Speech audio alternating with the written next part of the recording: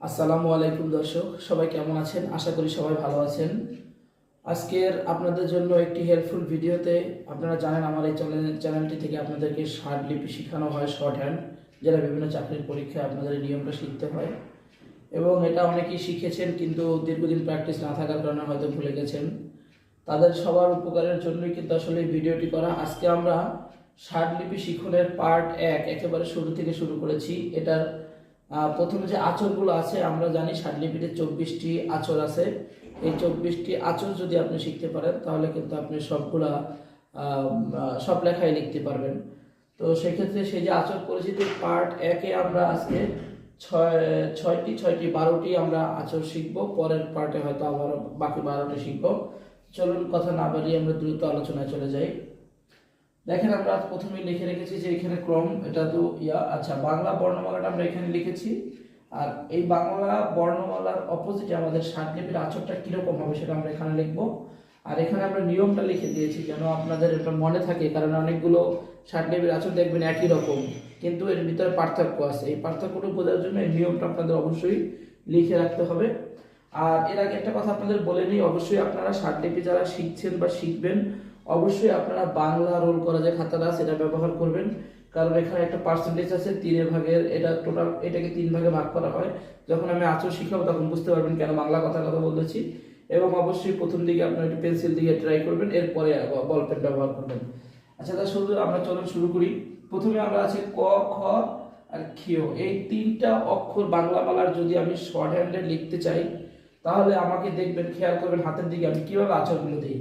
যেমন এখান থেকে শুরু করে আমি কি করলাম, আমি এখান থেকে শুরু করে এই দেখেন এইখানে একটা আঁচড় দিলাম, একটু সুন্দর, একটু সুন্দর করে দিই, একটু চাঁদার মতো করে, এই যে চাঁদার মতো করে, জাস্ট একটা চাঁদা, আমরা ছোটবেলা চাঁদা অ্যাড করেছি, এই যে হ্যাঁ চাঁদার মতো করে।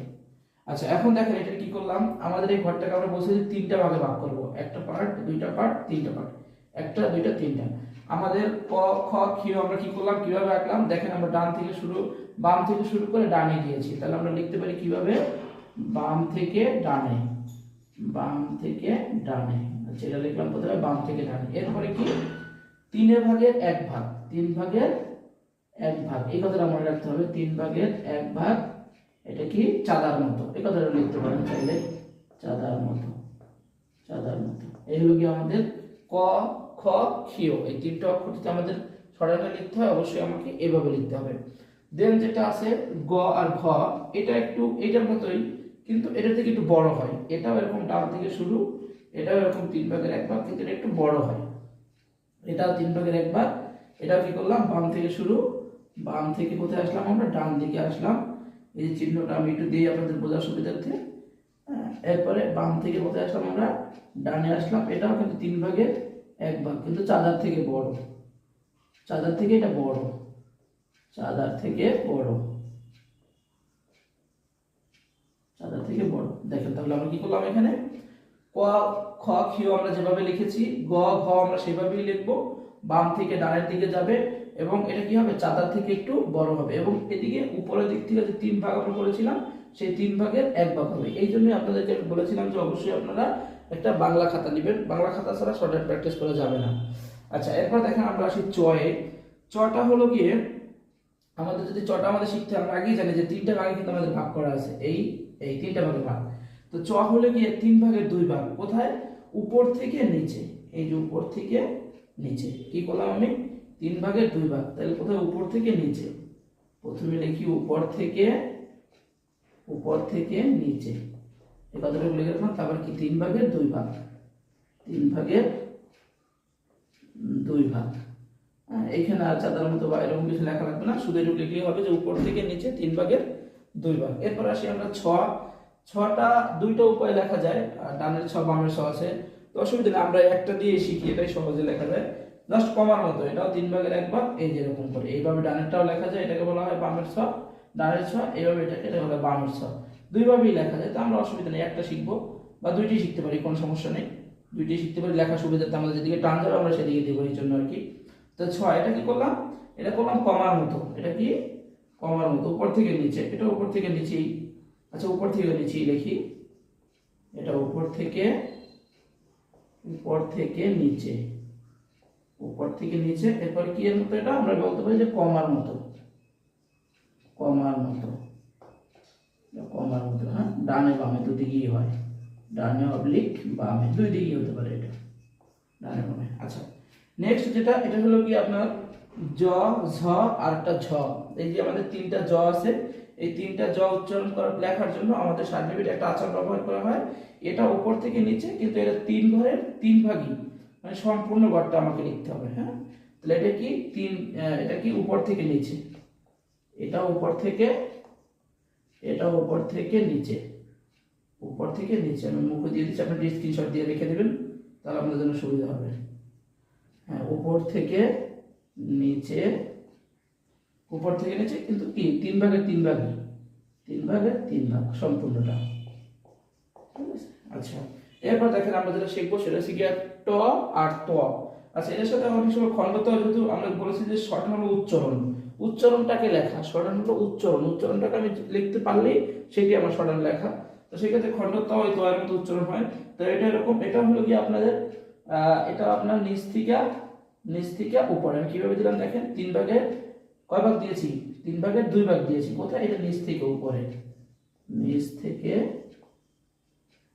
থেকে উপরে, নিচ থেকে উপরে কত, এটা হলো দিলাম তিন ভাগের দুই ভাগ, তিন ভাগের দুই ভাগ। আচ্ছা, এখন একটু সবাই স্ক্রিনশটটা নিয়ে রাখুন, একটু দেখতে পারবেন আপনারা। এরপরে দেখুন 7 নম্বরে আছে ঠ আর থ। এই দুইটা কিভাবে লিখতে হয়, এই দুইটা লিখবেন তিন ভাগের দুই ভাগ, এটা লিখবেন দুইভাবে লেখা যায়। এটা এইভাবে এদিক থেকেও লেখা যায়, বা এইভাবে এদিক থেকেও লেখা যায়, দুইভাবেই লেখা যায়। জাস্ট একটা আমরা যে কাঁচি ব্যবহার করি না, জাস্ট কাঁচির মতো। এটা কয় ভাগের, এটা কি তিন ভাগের দুই ভাগ। এটা হচ্ছে কি ডানে বামে দুদিকেই লেখা যায়, ডানে বামে দুদিকেই লেখা যায়। কিসের মতো, কাঁচির মতো, কাঁচির মতো, ধান কাটার যে কাঁচি আছে সেই কাঁচির মতো। আচ্ছা, এটা কি তিন ভাগের, এটাও তিন ভাগের দুই ভাগ, তিন ভাগের দুই ভাগ। এরপরে আসি আমরা দ, ধ, ড, ড। এই তিনটা আমরা কিভাবে লিখবো, এই তিনটা হলো কি আমাদের নিচ থেকে উপরে, এটা একেবারে পুরো ঘর জুড়ে। হ্যাঁ, নিচ থেকে উপরে পুরো ঘর জুড়ে।